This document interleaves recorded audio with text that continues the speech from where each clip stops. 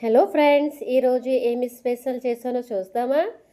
Egg omelette curry ఎలా prepare చేశానో చూద్దామా? ముందుగా నూనె వేసుకుని ఆమ్లెట్ లాగా రెడీ చేసుకుందాము.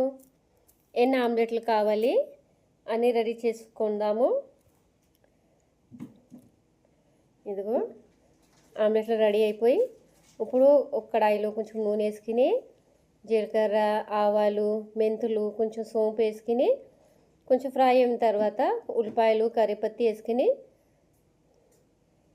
పచ్చిమిర్చి వేసుకుని మంచిగా యాగనివ్వాలి, కలర్ చేంజ్ అయిందాక.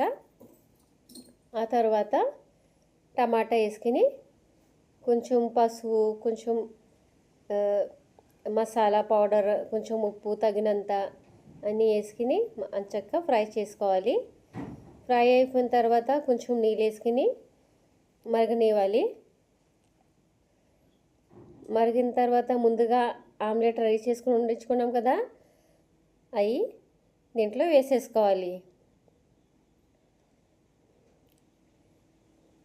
మంచిగా వేసుకుని కొంచెం కలిపేసుకోవాలి అంచక్క.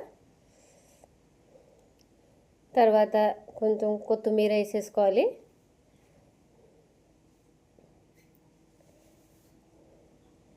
మన ఎగ్ ఆమ్లెట్ కర్రీ రెడీ. చూసారా ఎంత సింపుల్గా రెడీ అయిపోయింది?